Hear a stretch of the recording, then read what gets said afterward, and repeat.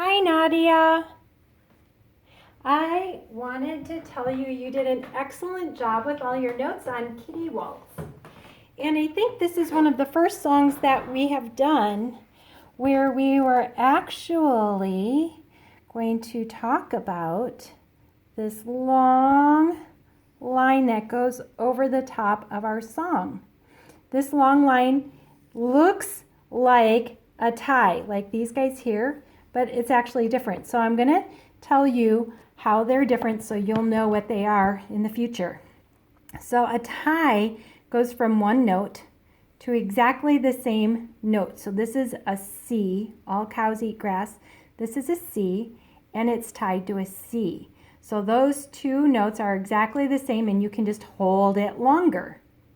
This note is a G, and it is tied to a G. They don't all have to be the same note value. You might have one that's a dotted half note like this. It might be tied to a quarter note. It doesn't make a difference how many beats the note is, but it has to have the same note name, G to G. This big long line means to play smoothly and connected. So as we move into more advanced music and your songs are longer, you're having more what they call musical sentences. It's like reading a story. When you read a story out loud, you have a period at the end of every sentence, and so that's where you would pause to breathe, or you would have a little inflection. If it's a question, your voice kind of goes up like, what do you think? So these create the musical sentences in a song. And a lot of times in a song, so we know this song is in C major. A lot of times the musical sentences will like ask a question. You see how this goes up. It's a G that's at the top of our C major hand position. So it's like asking a question where the last note kind of goes up. Like, how are you today? What would you like? Can you think of some other questions that you might ask? And you'll notice that the last word usually goes up when you ask a question.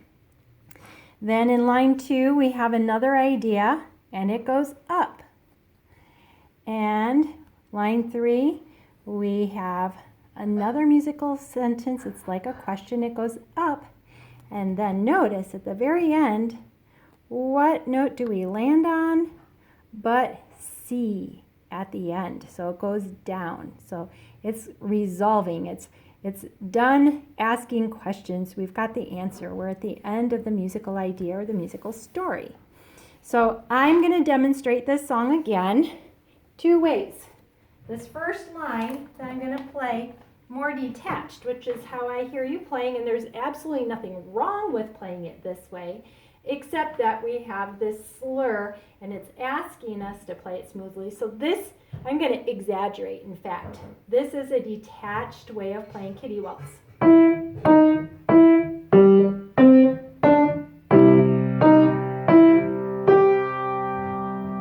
Okay, so that's detached. Now I'm going to play smoothly.